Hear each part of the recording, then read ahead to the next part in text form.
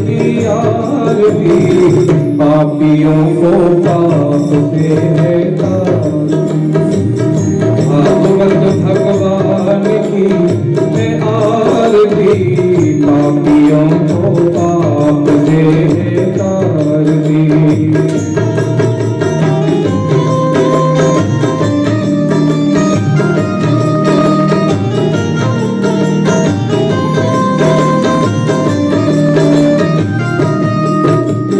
शांति गीत पावन पुनीत पापों को मिटाने वाला, यह शांति गीत पावन पुनीत पापों को मिटाने वाला, हरि दर्द कराने वाला, हरि दर्द कराने वाला, हरि दर्द कराने वाला।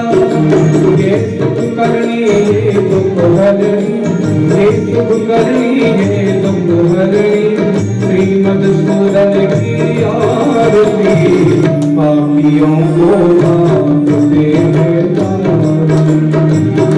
भागवत भगवान की है आरती, पापियों को पाप से है तारती। मधुर बोल सतवंत बोल, सद्मार्ग दिखाने वाला, बिगड़ी को बनाने वाला, बिगड़ी को बनाने वाला।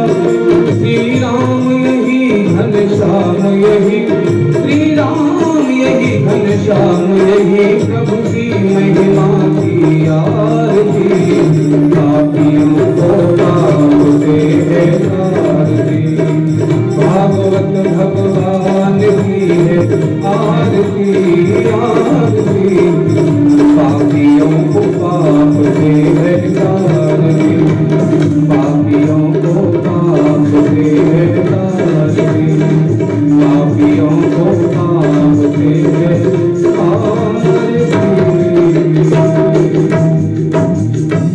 सद्गुरुदेव महाराज की जय। गणेशाय नमः। स्वस्ति श्री गणेशाय नमः। स्वस्ति श्री सद्गुरुदेवाय नमः। वक्रतुंड महाकाय कोटिसूर्य समप्रभा, वक्रतुंड महाकाय कोटिसूर्य समप्रभा,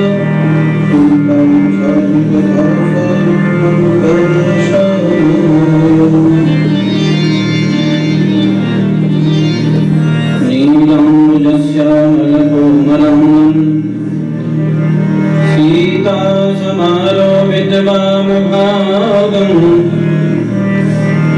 पाणौ महासायकचारचापम्, नमामि रामं रघुवंशनाथम्।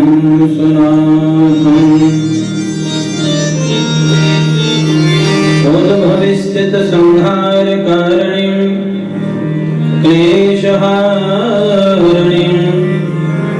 सर्वश्रेयस्करीं सीतां नतोऽहं रामवल्लभाम्।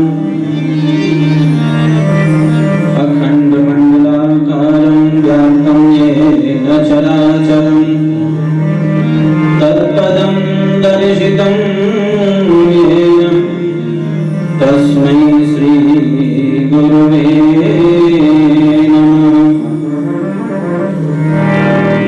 यो विश्वकर्ता भवता च हर्ता, कारुण्यवात्सल्यक्षमादसागर, सोऽतद्विकामो जगतां मुकुन्दो, महीमतो श्रीगुरुदेवरूपम्।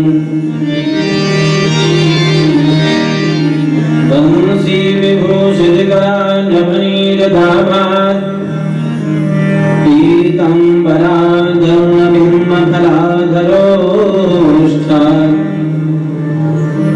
पूर्णेन्दुसुन्दरमुखादरविन्दनेत्रात्, कृष्णात् परं किमपि तत्त्वमहं न जाने।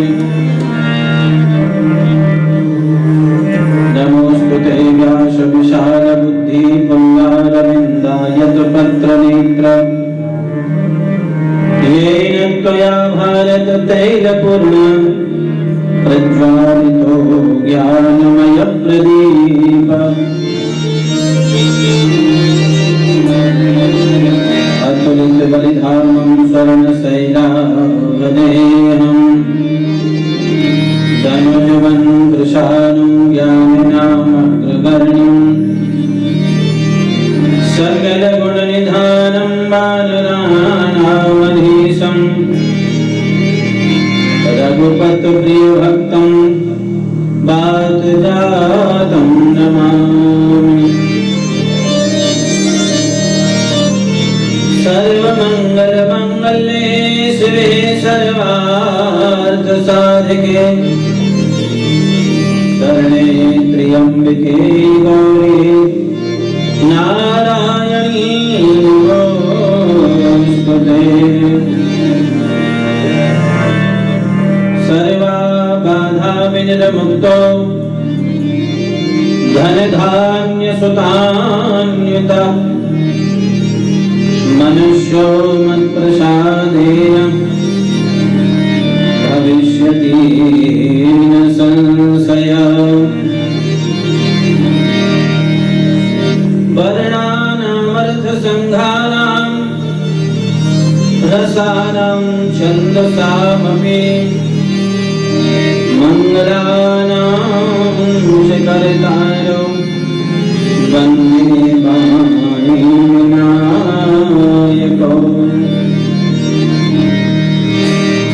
हे हरे कृपा सिन्धो राम राम महाबल असंख्य ब्रह्मांडपति पावण्यक्तमो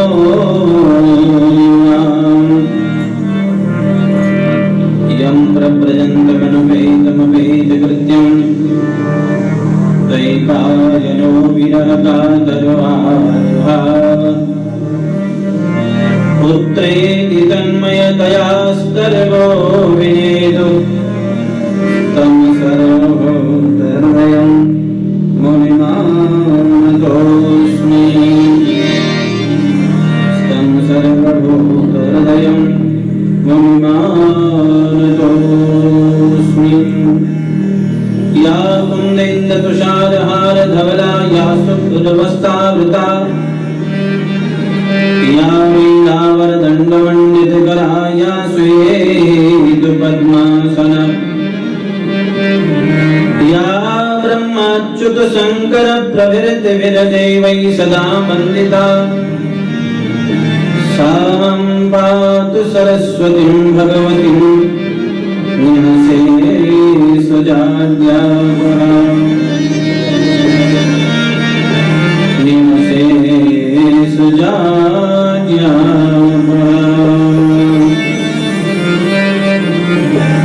भगवत शरण कमलानुरागी भक्तवृंद, भगवान के परम मंगलमय चरित्र श्रवण से पहले भगवान नाम संकीर्तन, उसके बाद कथा का शुभारंभ होगा।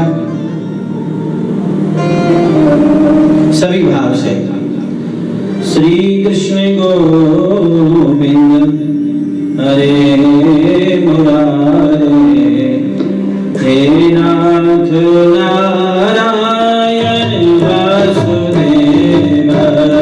श्री कृष्ण गोविंद हरे मुरारी हे नाथ नारायण वासुदेव। श्री कृष्ण गोविंद हरे मुरारे हे नाथ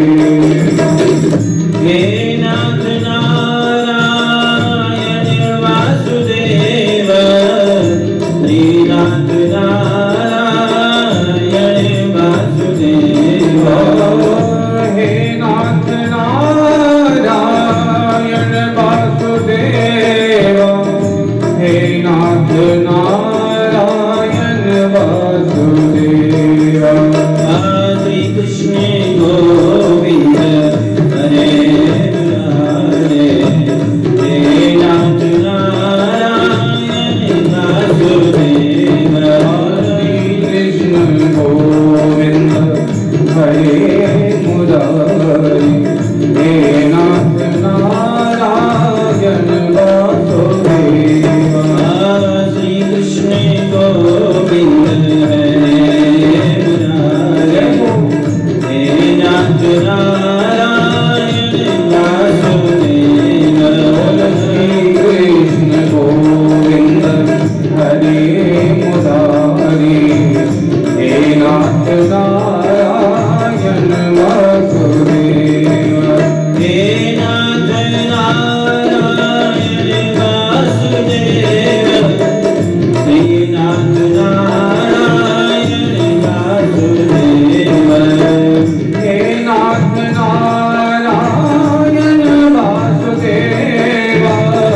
हे नाथ नारायण वासुदेवा। श्री कृष्ण गोविंद हरे मुरारी हे नाथ नारायण वासुदेवा। श्री कृष्ण गोविंद हरे मुरारी हे नाथ नारायण वासुदेवा। श्री कृष्ण गोविंद हरे मुरारी हे नाथ नारायण वासुदेवा। श्री कृष्ण गोविंद हरे मुरारी हे नाथ नारायण वासुदेवा। भक्तवत्सल भगवान की जय। श्री सद्गुरुदेव भगवान की जय। श्री हनुमंत लाल जी महाराज की जय। जय जय श्री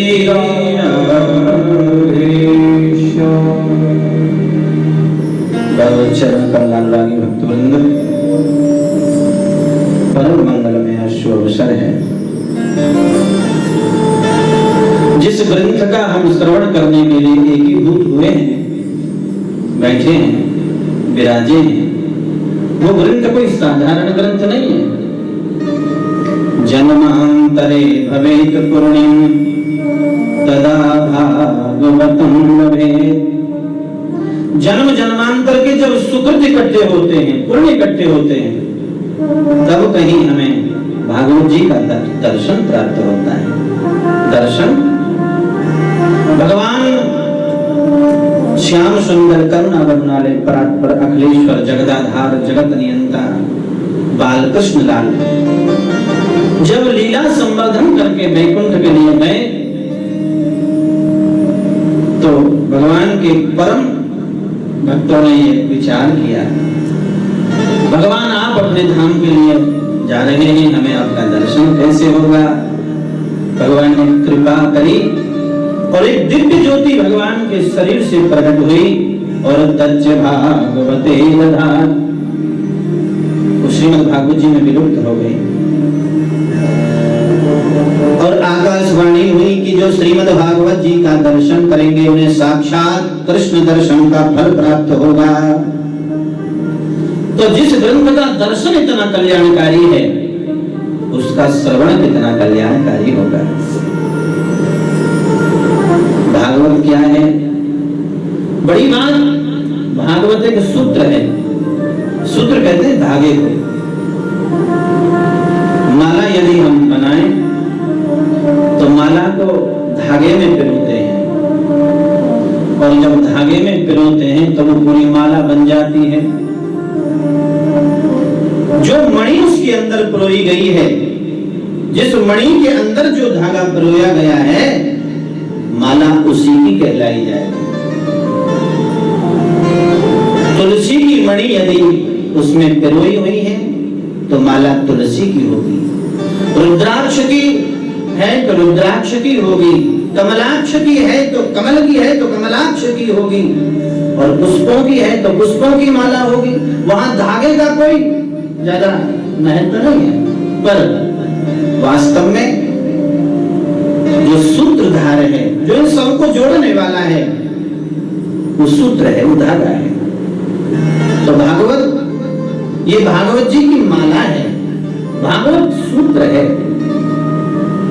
यानी सबको जोड़ने वाला है, किसी को विलग करने वाला नहीं है, किसी को भिन्न करने वाला नहीं है। किसी को अलग करने वाला नहीं है, भागवत सूत्र है,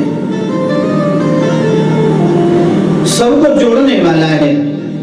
आध्यात्मिक दृष्टि से देखा जाए तो भा प्रकाशा चिरम दीप्तो गतिर्यस्य दुरत्यया वरिष्ठं सर्वशास्त्रेषु तरुणी भववारिणी। भा प्रकाशा चिरम दीप्तो, जो सब जगह दीपक की तरह प्रज्वलित हो रहा है। दीपक की तरह प्रज्वलित मतलब सबको प्रकाश दे रहा है। जो इस ग्रंथ की शरण ग्रहण कर ले, बस उसका जीवन प्रकाश में हो जाता है। ऐसा भाव प्रकाशा चिरम दीप्तो, जिसे प्राप्त करना कठिन भी नहीं है और कोई कठिन समझे तो सरल भी नहीं है। सहजता से प्राप्त भी हो सकता है, पर जो कामना करे उसको, कामना अति आवश्यक है, भाव अति आवश्यक है। यदि कामना नहीं होगी तो फिर कामना के बगैर भजन भी नहीं होगा। कामना नहीं होगी तो प्राप्ति नहीं होगी। यदि कामना है तो प्राप्ति अवश्य हो जाएगी। भागवत सूत्र की हमें कामना होनी चाहिए, मन में लालसा होनी चाहिए। भाव प्रकाशा चिरम दीप्तो गतिर्यस्य दुरत्यया, बड़ी सरलता से प्राप्त हो जाता है। वर्तते सर्वलोकेषु, सब जगह मिल तो जाएगा, सब जगह विद्यमान तो है, परंतु वरिष्ठम सर्वशास्त्रेषु, श्रीमद् भागवत सब शास्त्रों का सर्वोपरि शास्त्र है। तस्माद् भागवतम विदुः, ऐसे श्रीमद् भागवत महापुराण को हम प्रणाम करते हैं। बोलिए श्रीमद् भागवत महापुराण की जय। तो भागवत सूत्र है, 4 शब्द प्राप्त होते हैं। भा, गा, वा और ता, ये 4 शब्द हमें क्या देते हैं? भा से भक्ति, गा से ज्ञान, वा से वैराग्य और ता से तपस्या। जिस शास्त्र के श्रवण मात्र से भक्ति, ज्ञान, वैराग्य और तपस्या 4 चीज पुष्ट होती हैं, वही श्रीमद् भागवत महापुराण है। बोलिए भागवत भगवान की जय। वरिष्ठम सर्वशास्त्रेषु तरुणी भववारिणी, सब शास्त्रों से बड़ा शास्त्र है श्रीमद् भागवत। जिसने एक बार जीवन में भागवत की शरण ग्रहण कर ली, उसे निश्चित मोक्ष प्राप्त हो गया, भगवत धाम की प्राप्ति हो गई, भगवान की, स्वयं भगवान की प्राप्ति हो गई। सद हृदय से, सद्भावना से, सद विचार से हमें श्रीमद् भागवत जी का श्रवण करना चाहिए। अरे जिस शास्त्र का दर्शन कल्याणकारी है, जिसका श्रवण कल्याणकारी है, जिसका पठन कल्याणकारी है, ऐसे शास्त्र की हमें अवश्य ही शरण ग्रहण करनी चाहिए। बोलिए भागवत भगवान की जय। ओम नमो भगवते वासुदेवाय। सच्चिदानंद रूपाय विश्वोत्पत्त्यादि हेतवे, कि सच्चिदानंद रूपाय विश्वोत्पत्त्यादि हेतवे, तापत्रय विनाशाय श्री कृष्णाय वयं नमः। भागवत क्या है? सबसे पहले भागवत जी का शुभारंभ किया तो सच्चिदानंद से किया। ये सच्चिदानंद क्या है? गीता जी प्रमाणित करती हैं कि ना सतो विद्यते भावो, न भावो विद्यते सतः। जिसका कभी अभाव ना हो, जो सदैव अविनाशी है, बस वही सत है। सत माने परमात्मा, अविनाशी जिसका कभी नाश न हो। वेद का सूत्र है त्रिकाला बाधत्वम सत्यम, जो तीनों कालों में एक रस रहता है, पहले था, आज है और आगे रहेगा। ऐसे अविनाशी परमात्मा का नाम सत्य है। भगवान सत्य भी है। दूसरी बात, भगवान चित है। चित अप्रकट मौन है, दिखाई नहीं देता, भाषित कराता है कि है पर दिखाई नहीं देता। रामचरित मानस में बड़ा सुंदर प्रमाण है। रामचरित मानस में लिखा है,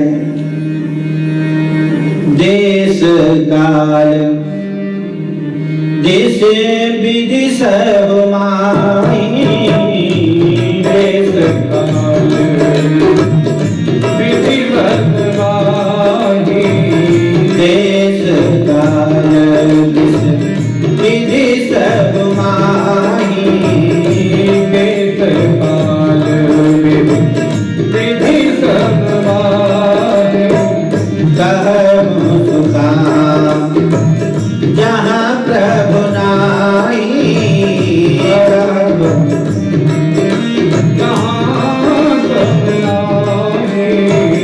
देश काल दिशा विदिशा, एक किंचित मात्र जगह ऐसी नहीं है जहां पर भगवान न हो, परमात्मा न हो। पर परमात्मा का एक गुण है पर दिखता नहीं है। एक किंचित मात्र जगह ऐसी नहीं है कि जहां पर भगवान न हो, पर होने का आभास भी करा देता है कि भगवान है, पर दिखाई नहीं देता। तो नारायण जो होते हुए भी दिखाई नहीं देता, वो चित्त अप्रकट मौन है। तो सत भी परमात्मा है और चित्त भी परमात्मा है। अब तीसरी बात है आनंद। ये आनंद क्या है? ये आनंद भी परमात्मा का ही नाम है। सांसारिक भोग पदार्थों में संलिप्त हो जाने का नाम आनंद नहीं है। बढ़िया धन संपत्ति कमाने का नाम आनंद नहीं है। अच्छी संतति प्राप्त हो जाने का नाम आनंद नहीं है। आनंद आत्मा के ज्ञान का नाम आनंद है। हम संसार में किस लिए आए हैं? आनंद लेने आए हैं।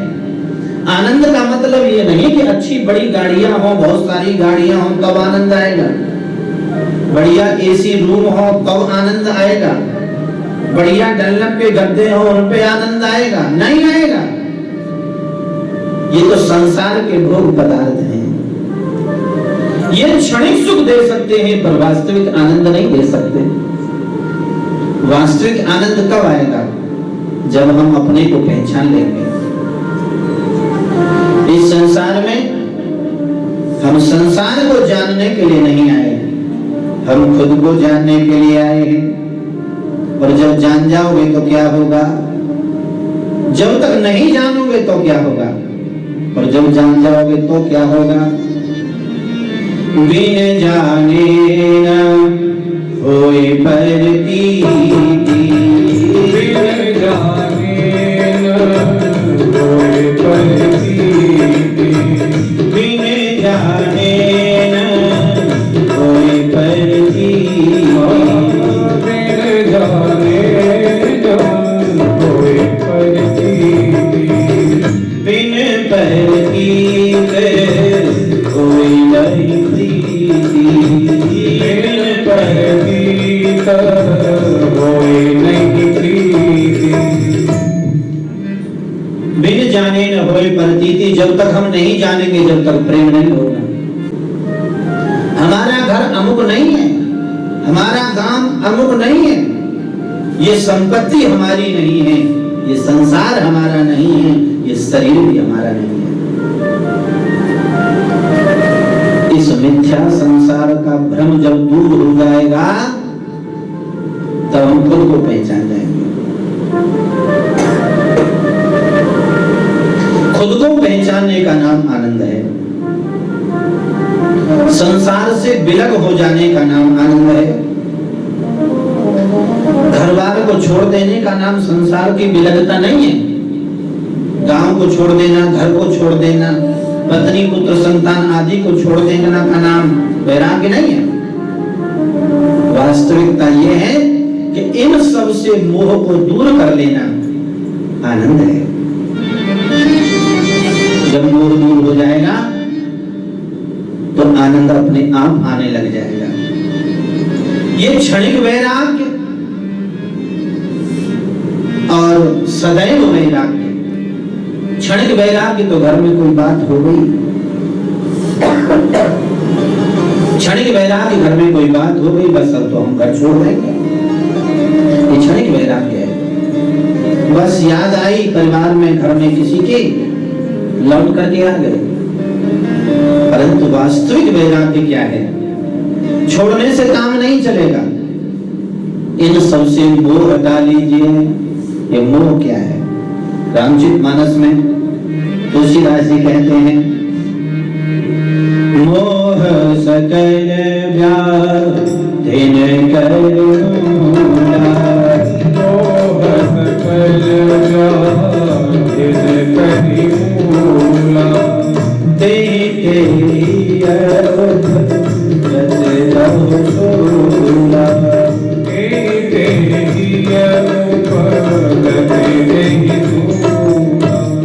ये मोह सभी व्याधियों की जड़ है। उस चीज को त्यागने में आनंद नहीं है, उस चीज से मोह को, उस चीज से जो मोह है आपको, उस मोह का परित्याग कर दीजिए, आनंद मिल जाएगा। चीज को त्यागो न त्यागो, पर मोह को त्याग दीजिए।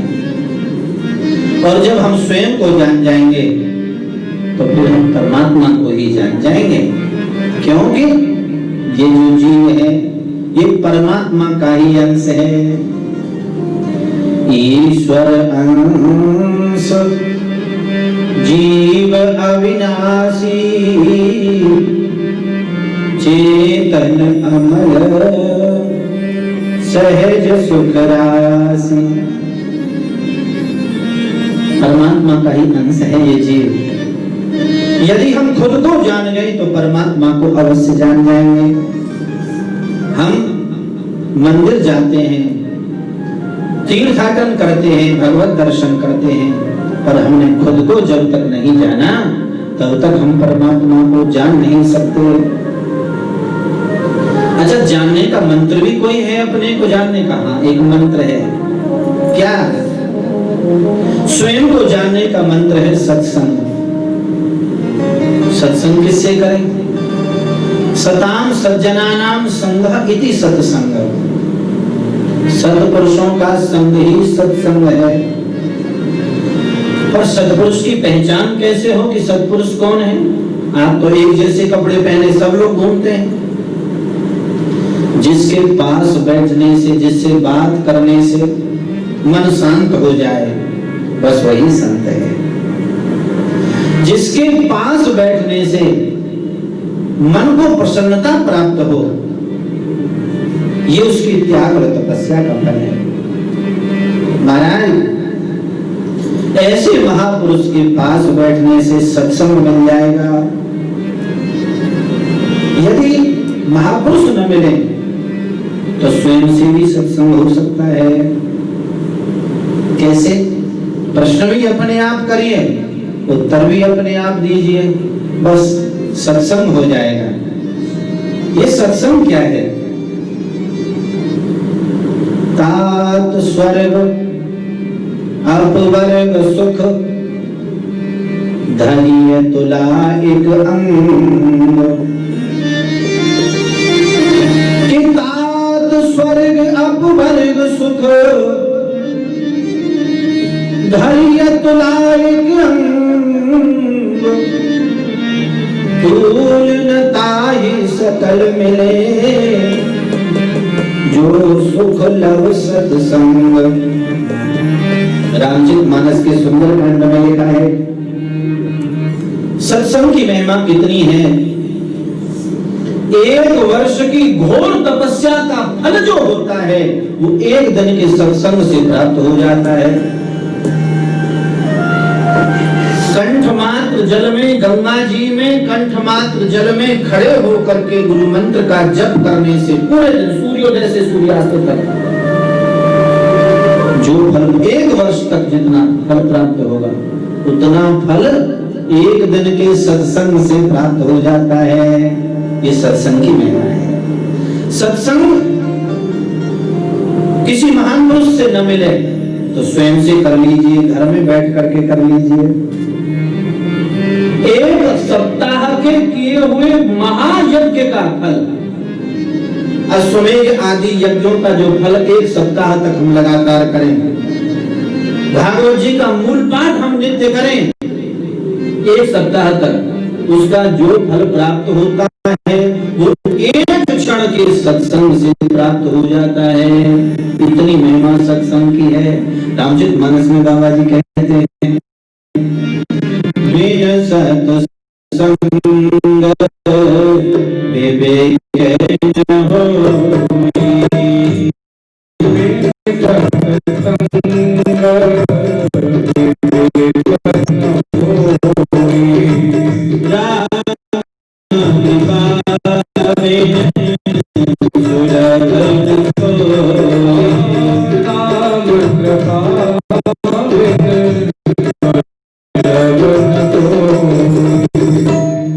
सत्संग से विवेक प्राप्त होगा, सत्संग से जानकारी हो जाएगी।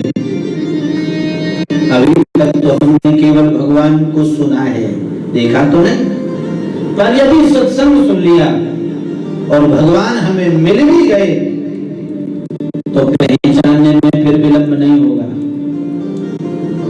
किसी भी रूप में आ सकते हैं भगवान।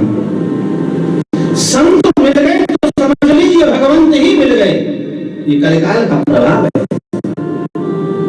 अच्छे संत मिल गए, पर अच्छे संत की पहचान बड़ी दुर्लभ है।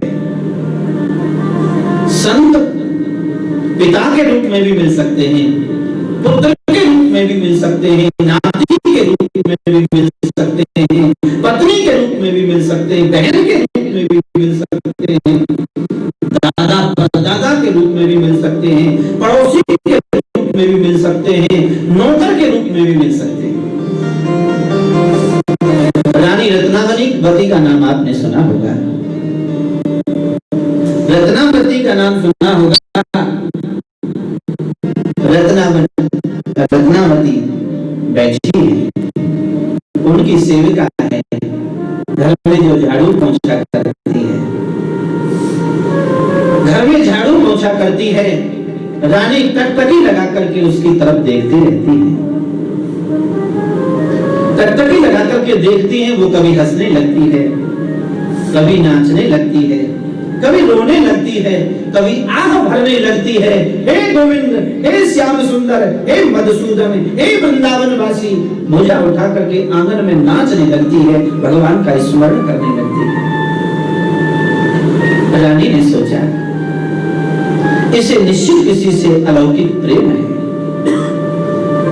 जब एक दिन रानी से न रहा गया, रानी ने कहा, दासी, ये वृंदावन वासी से तेरा कौन सा रिश्ता है, कौन सा नाता है, जो इसे तू हर समय सिसक सिसक के याद करती है, कभी उसका नाम ले लेकर के हंसती है, कभी गाती है, कभी नाचती है, ये क्या बात है? रानी, चांदी के पलंग पर पड़ करके आप पान आदि का सेवन करती रहती है, धन संपत्ति वैभव के अहंकार में आप कुछ भी करती रहती हैं, इन आह को कोई नहीं समझ सकता। जिनके नहीं पैर बिगाई फटी, वह पीर पराई का जानत है। ये राम कथा कहिए के हिस्सों, कहिए न कथा कोई मानत है। ये प्रेम कथा कहिए कि सो न कही सुने सोई मानत है। भगवान की कृपा करुणा को कौन मानेगा जिसने अनुभव किया होगा। रानी, तुम आह का मतलब नहीं जानती। नहीं दासी बताओ। दासी ने कहा, मैं काम तुम्हारे घर करती हूँ, पर मैं वृंदावन बांके बिहारी के चरणों में हर समय रहती हूँ, बस वही मेरा सब कुछ है, उसके बगैर में रह नहीं सकती। रानी ने प्रश्न किया, दासी ये कौन है? रानी, ये प्रजाधिपति है, आप इसको प्रेम से दिल पुकार के देखो, जैसे मैं पुकारूं वैसे पुकार के देखो। रानी ने अनुभव करना प्रारंभ किया, बस रानी का मन गोविंद के चरणों में लगने लगा। रानी ने कहा, दासी हमें क्षमा कर देना। चरण पकड़ लिए दासी के। रानी ने, हमें क्षमा कर देना, हमने तुमसे आज तक बहुत कट वचन कहे, कठोर वचन कहे, हम भूल गए कि तुम कोई संत हो, अब तुम हमारा काम नहीं करोगे। दासी ने रानी के चरण पकड़ लिए। रानी, हमारे तो परिवार के पेट का पालन तुम्हारे घर की नौकरी से हो रहा था, तुमने हमारा अब ये भी छुड़वा दिया, हम खाएंगे क्या, हम करेंगे कैसे? रानी ने कहा, नौकरी तुमको उतनी नहीं, उसकी 4 गुनी मिलेगी। बोले नहीं, हम तो काम करके नौकरी लेंगे। बोले काम तुमसे कराएंगे। बोले क्या? कि बस अब तो हमारे घर पलंग पर बैठ कर के हमें गोविंद के नाम का सुनाया करो, भगवान का नाम श्रवण कराया करो, भगवत चिंतन हमें कराया करो,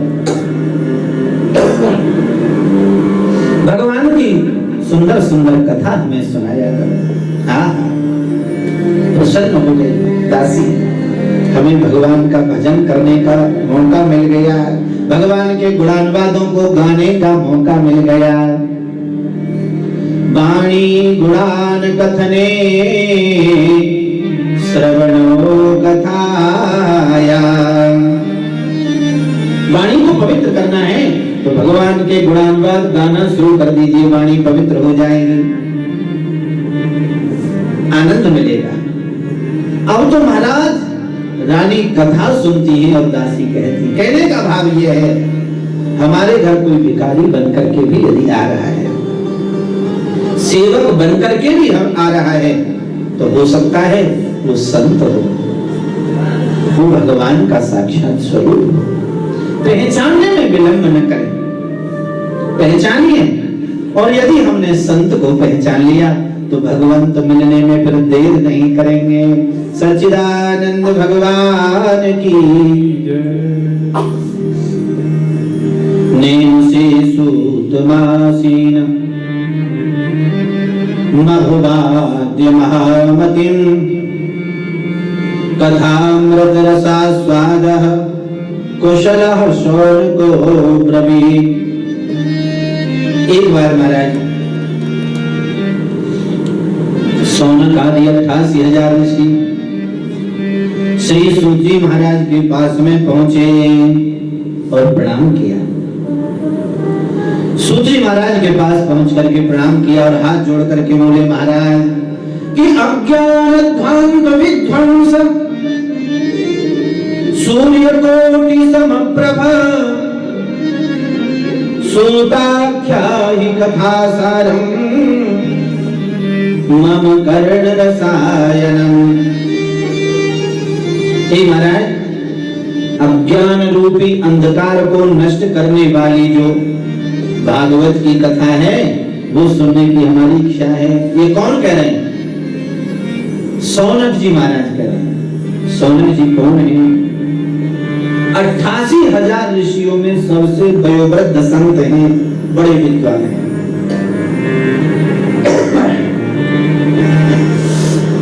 बड़े विद्वान हैं महाराज, परम भागवत हैं, भगवान के भक्त हैं। कई बार भगवान का साक्षात्कार हो चुका है, ऐसे विलक्षण संत हैं। सौनक जी महाराज पर कथा सुनने की मन में आई है। कथा सुनने की मन में किसके आएगी? जो कथा का सार जानता होगा। बंदर ने इमली चखी वह स्वाद सुधा पहचाने क्या। खट्टा खाने वाला बंदर, यदि उससे कहो कि अमृत का कैसा स्वाद है तो क्या बताएगा? नहीं बताएगा। क्यों? उसे पता ही नहीं है। जो इस रस का एक बार जिसने स्पर्श कर लिया है, सदा से प्यार श्रीमद् भागवती कथा, फिर उसके मन में एक लालसा रहेगी, क्या भगवान की कथाओं को सदा ही सुनता रहूं, सदा ही सुनता रहूं। संसार कुछ भी कहता रहे, पर मुझे तो भगवान की कथा सुनने के लिए मिलती रहनी चाहिए, बस ये भाव बन जाता है, ये संत का भाव है। परंतु श्री सोनक जी महाराज 88,000 ऋषियों में सर्वोपरि हैं, बड़े विलक्षण संत हैं। उनके मन में सूत जी से कथा सुनने का भाव आया। और कौन सी कथा? अज्ञान ध्वांत विध्वंस सूर्य कोटि समप्रभ, अज्ञान के अंधकार को नष्ट करने वाली भागवत की कथा सुनने का मन हुआ। और महाराज, अज्ञान नष्ट करने वाली कथा से ही काम नहीं चलेगा। भक्ति ज्ञान विराग तो विवेको वर्धते महान, माया मोह निरासस्य वैष्णवै क्रियते कथम। प्रभु, जो मोह अंधकार से दूर करने वाली भगवान की कथा है वो हमें सुनाइए। भक्ति ज्ञान और वैराग्य को देने वाली जो भगवान की कथा है वो हमें सुनाइए, उसे सुनने की हमारी इच्छा है। श्री सूत जी महाराज कहते हैं, भैया कि यह घोरे कलो प्रायो जीवश्चांसुरतागतः क्लेशाकान्तस्य तस्यैव शोधने किं परायणम्। सूत जी महाराज कह रहे हैं, हे सोनक जी महाराज, ये घोर कलिकाल में सब लोग ग्रसित हो चुके हैं। घोर कलिकाल ने सबकी बुद्धि को दूषित कर रखा है। अरे महाराज, कथा गंगा पास में होकर के बह रही है, पर उसमें गोता लगाने का अवसर प्राप्त नहीं हो रहा। गोता लगाने का अवसर किसे प्राप्त होगा?